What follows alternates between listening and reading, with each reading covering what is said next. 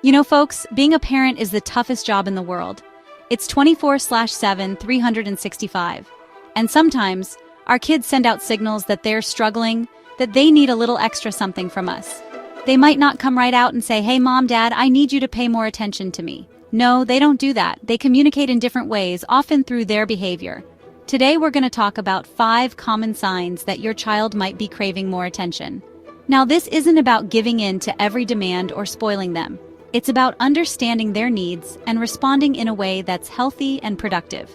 We're talking about that deep, meaningful connection that every child craves. We're going to break down each sign, give you some real-life examples, and most importantly, I'm going to give you some tools to help get your kid back on track. Remember, you're not alone in this. We're in this together. Let's talk about irritability. You know, that short fuse, that hair trigger temper. Now, some irritability is normal, especially in younger kids. But if you're noticing a drastic change, if your child is constantly on edge, snapping at everyone, or having more frequent tantrums, well, that's a big sign. Think of it like this. Kids thrive on routine and predictability. They need to feel safe and secure. When they're not getting enough attention, that sense of security can start to waver. They might feel anxious, unheard, or like their needs aren't being met. And how do they express that? Irritability. Now, I'm not talking about the occasional meltdown after a long day. I'm talking about a persistent pattern of grumpiness and anger. They might pick fights with their siblings, talk back to you more often, or have trouble controlling their emotions. So what can you do? First, you gotta rule out any other underlying issues.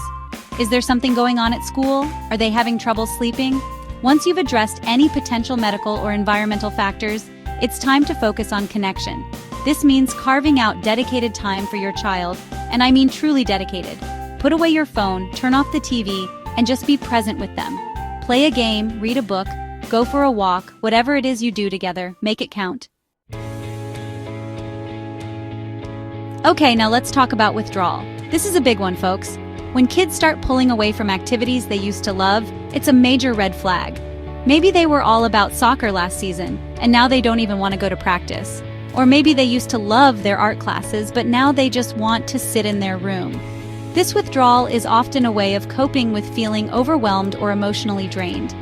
Think about it, when you're feeling stressed or down, don't you sometimes just want to retreat and isolate yourself? Kids do the same thing. They withdraw to protect themselves, to conserve their energy. The problem is, withdrawal can make things worse in the long run. It can lead to feelings of loneliness, isolation, and even depression. So it's crucial that we, as parents, recognize this behavior and take action. Now, addressing withdrawal requires a gentle approach. Don't force your child to participate in activities if they're not feeling it. Instead, try to understand what's going on beneath the surface. Start by creating a safe space for communication. Let your child know that you're there for them, no matter what. Encourage them to talk about their feelings and really listen to what they have to say. Sometimes, just having someone to listen without judgment can make a world of difference. And if they're not ready to talk, that's okay too. Just being present and available can go a long way. Chapter 3. Now let's talk about school. We all know that school can be tough, but a sudden and significant drop in grades can be a sign that something's up. I'm talking about a kid who was once a straight A student suddenly bringing home C's and D's. Now, this doesn't mean you should immediately assume they're slacking off or not trying. Remember, kids are dealing with a lot of pressure these days. They're bombarded with information, social media, and peer pressure. It's a lot to handle. A decline in academic performance could be a sign that your child is struggling to cope with everything going on in their lives. They might be feeling overwhelmed, anxious, or simply lacking the emotional bandwidth to focus on their studies. So what can you do? First, you gotta open up the lines of communication. Sit down with your child and let them know that you've noticed a change in their grades. Don't accuse or judge. Just express your concern and let them know that you're there to support them. Next, try to identify any potential stressors. Are they having trouble with a particular subject? Are they being bullied at school? Are they feeling overwhelmed by the workload? Once you've identified the root of the problem, you can start working together to find solutions. Chapter 4. This one can be tough, folks. Sometimes kids will act out or misbehave just to get your attention, even if it's negative attention. They crave connection so much that they'd rather have you yelling at them than ignoring them altogether. Think about it. Negative attention is still attention. It's a way for them to feel seen and heard, even if it's in a way that drives you crazy. They might act out in class, talk back, or even engage in risky behavior. They're testing the waters, trying to see how far they have to go to get a reaction from you.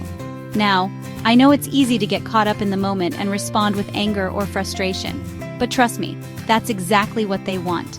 They're looking for a rise out of you because it makes them feel significant, even if it's in a negative way. So what can you do instead? Well, the key is to shift your focus from punishment to positive reinforcement. Catch them doing something good and acknowledge it. Praise their efforts, no matter how small. Let them know that you see them, that you're proud of them, and that you love them unconditionally.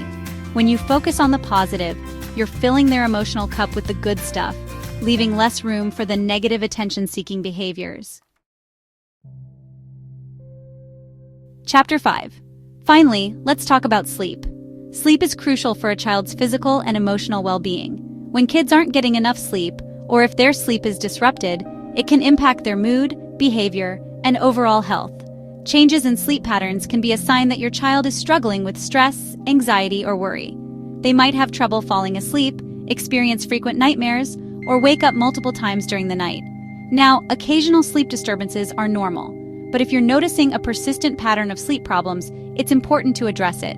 Lack of sleep can exacerbate existing emotional and behavioral issues, creating a vicious cycle. So what can you do? First and foremost, establish a consistent and calming bedtime routine.